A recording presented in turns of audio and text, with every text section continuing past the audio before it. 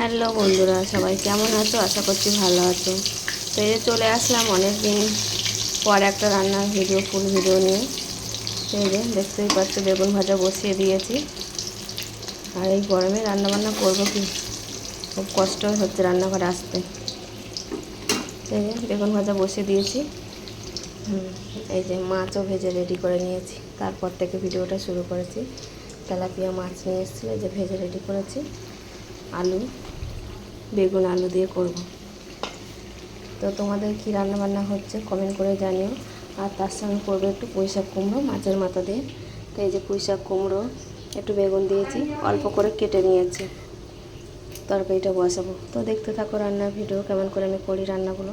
এই যে মাছ বেগুন ভেজে তুলে নিয়ে কড়াইতে কালো জিরে শুকনো লঙ্কা ফোড়ন দিয়েছি, দিয়ে আলু কটা দিয়ে দেবো।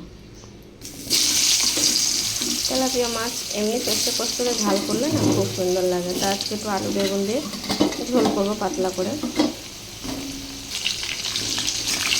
আলুগুলো একটু ভেজে নেব। আমার দুটো মশলাটা রেডি করে নিই।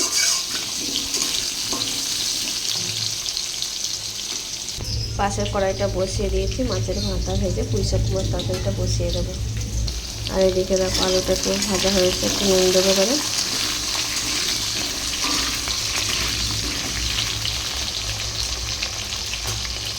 ভেজে তুলে নিয়েছি, তারপরে এই আলু ভেজে তুলে নিয়েছি বলতে, আলু ভাজা হয়ে গেলে তারপরে মশলা নুন দিয়ে দিয়েছিলাম, হলুদও দিয়ে দিয়েছি, দিয়ে মশলাটা কষিয়ে নেবো। আর এদিকে দেখো কড়াইতে তেল দিয়ে দিয়েছি, মাছের মাথাটা আগে ভেজে তুলে নেব। আর গরম যা পড়েছে বাপরে বাপ, যদিও অল্প তরকারি, ওই জন্য একটাই মাছের মাথা দিলাম হাফ। কাল শনিবার অল্প করে একটুখানি করছি। মাছের মাথা ভাজা হয়ে গেছে, তুলে নেবো। আর এদিকে দেখো কষা হয়ে গেছে, জল দিয়ে দিয়েছি, আর একটু ঝোল দেবো। ফোড়নে দিয়েছি পাঁচফোড়ন, তেজপাতা, শুকনো লঙ্কা ফোড়ন দিয়েছি, একটু পেঁয়াজ দেবো অল্প করে, দিয়ে একটু ভাজা ভাজা করে নেবো। তো এদিকে দেখো ডাঁটা, পুঁই শাকের ডাঁটার আলুটা দিয়েছি, ভালো করে একটু কষিয়ে নেবো আগে একটু নুন দিয়ে, তারপরে কুমড়ো আর একটু পাতাটা দেবো। আর এদিকে মাছের তরকারি ফুটছিল, ঝোল আলু বেগুন আর হচ্ছে মাছটা দিয়ে দিয়েছি, ফুটে উঠলে নামিয়ে নেব।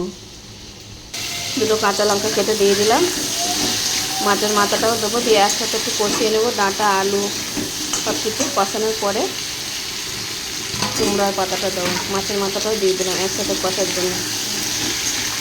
ভালো করে কষিয়ে নিলে না খেতে সুন্দর লাগবে।